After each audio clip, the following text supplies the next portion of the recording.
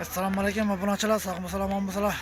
Bugungi videolarimiz xudo xolasa yem qashak bozoriga kelamiz. Shuda sizlarga simka tutib beraman. Mol boqaman tabriklar. Yem qashak necha so'm bo'lib turibdi, qancha so'm bo'lib turibdi, shular qancha so'm bo'lib turibdi. Shuni bahosini bilib qolasizlar. Videomiz yoqsa like bosing, obuna bo'lib qo'ying. Kerak odamlar jo'natib qo'yasizlar. Siz videolarimizni boshlaymiz. Xudo xolasa. Yem qashaqqa keldik. Shunda donashtiramiz sizlar bilan.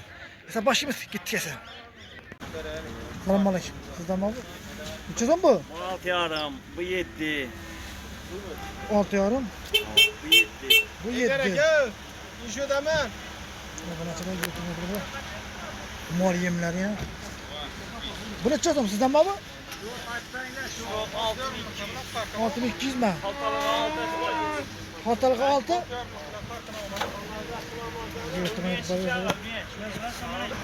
Talqan neden? Salam bana.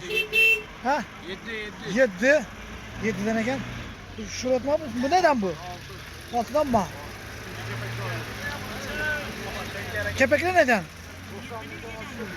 90'a mı? 4 kürk eken. Buğday neden? 3800. Kokrus. Onu kıma bu? Buna neden? 4900'den mi? Buna sana götürmeye arasına. Selam aleyküm. Sizden mi bu? Neden buldu bu? Bu 155'ten. 155'ten. Bu ne? Bu 160. 160. Kepekler 95 oldu. 95'ten mi? 3 kilo kama bu, kalta kama bu? Kaltası. Kaltası mı? Ha, ikinci ara 6 yarım bundan. 6 yarımdan mı bu? Optum köpeğe kadar içeceğim buladı. Optum ama. İçeceğim lan bu? 95'ten mi? Bu ne o bu? Sen mi bu? He. Bu ne içeceğim bu? 210 mi? Yok mu? Bu ne içeceğim? 165'ten mi? 5300, 5 yarım. Selam aleyküm. Bu neden bu? 7200. 7200 mi? Kokoreç midesi mi? Bu neden? 5300. 5300 mi? Kokoreç midesi neden? 5000. 5000 Uşağı mı? 2800'den. Bula farklı mı bula? Yanması bakası bir mi? Bula mol ki, Ha. mide, bu düzenek irisi. Ya bula cücen iki. Bula neden? 5 yarım mıyız? Bir şarım neden?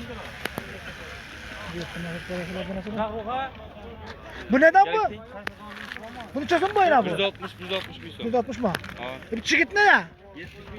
70. Kaltası mı? Kaltası 15 lira. Ato.